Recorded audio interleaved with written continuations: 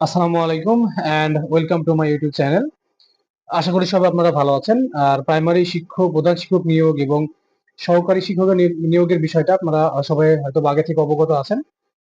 আজকের এই ভিডিওতে আমি আলোচনা করতে যাচ্ছি আপনাদের সঙ্গে যে আসলে আবেদনের শিক্ষাগত যোগ্যতাটা এবং কি কি পড়তে হবে।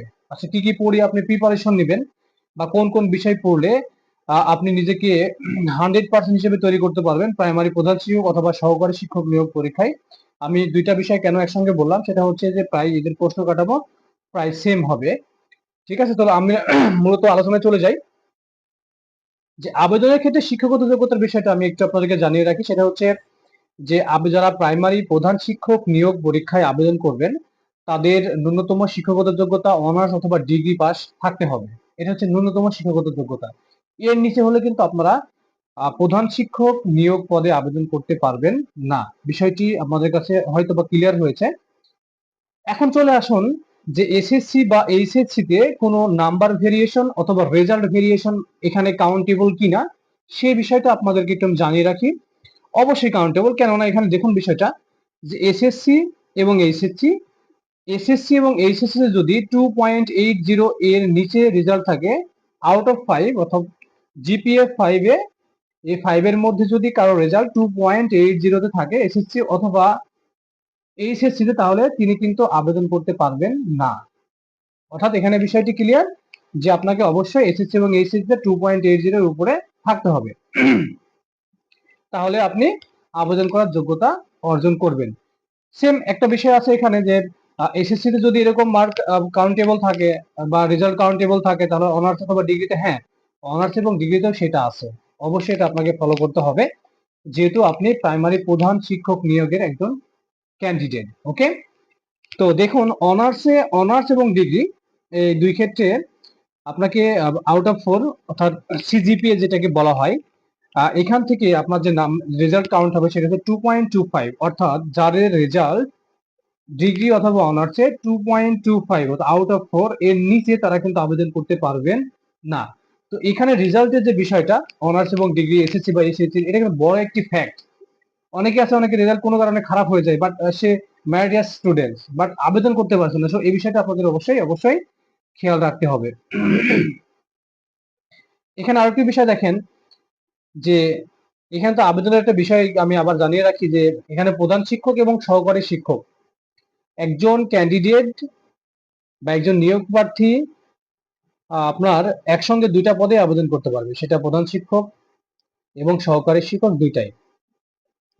কেননা প্রধান শিক্ষকের বিষয়টা সেটা হবে হচ্ছে পিএসসির আন্ডারে, ঠিক আছে, আর সহকারী শিক্ষকটা আপনার প্রাথমিক শিক্ষা মন্ত্রণালয়ের অধীনে হবে।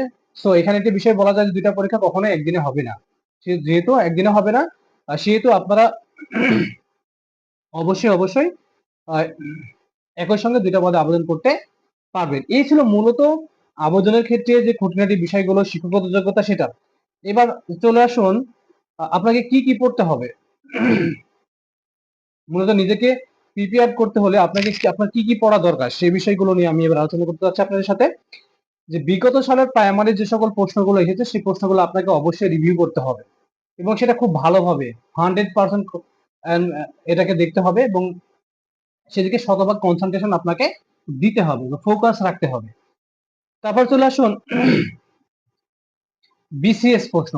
বিগত সালের যে বিসিএস প্রশ্নগুলো এসেছে সেই প্রশ্নগুলো কিন্তু আপনাকে রিভাইজ করতে হবে অথবা আপনাকে ভালোভাবে পড়ে নিতে হবে। তারপর দেখুন পিএসসির আন্ডারে যতগুলো নিয়োগ পরীক্ষা হয়েছে ঠিক তাদের যে প্রশ্নগুলো আছে সেগুলো কিন্তু আপনাকে খুব ভালোভাবে পড়তে হবে। ঠিক আছে, এখন সর্বশেষ যে কথাটি বলতে সেটা দেখুন যে অন্যান্য গুরুত্বপূর্ণ চাকরির যে বিগত সালের প্রশ্নগুলো আছে সেগুলো কিন্তু আপনাকে অবশ্যই খেয়াল করতে হবে। ঠিক আছে, এই মূলত যে এই বিষয়গুলো আপনাকে কিন্তু বারবার পড়তে হবে, এই বিষয়গুলো বারবার পড়লে আপনি হয়তোবা এখান থেকে সাকসেস হতে পারেন ইনশাল্লাহ। ঠিক আছে, আরেকটি বিষয় আপনাকে বলিয়ে রাখি, জানিয়ে রাখি, সেটা হচ্ছে যে পড়ার কিন্তু কোনো অন্ত নেই, আপনাকে প্রচুর পড়তে হবে।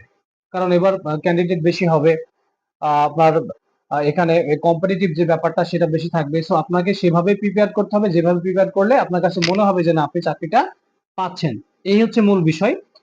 তো সবাই একটা জিনিস খেয়াল রাখবেন যে আবেদনের ক্ষেত্রে অবশ্যই রেজাল্টের বিষয়টা, আর আপনারা কি কি পড়বেন, অন্য কোনো জায়গায় ভিডিও দেখে এই পিডিএফ বা এই দেখা যাচ্ছে 5 পেজের একটা পিডিএফ কিংবা 10 পেজের একটা ছোট চটি বই পড়লে আপনি শিক্ষক নিয়োগ পরীক্ষায় কি দেখা যাচ্ছে যে আপনি পাস করে যাবেন এক্সেট্রা। এই বিষয়গুলো আপনারা একটু দূরে থাকবেন।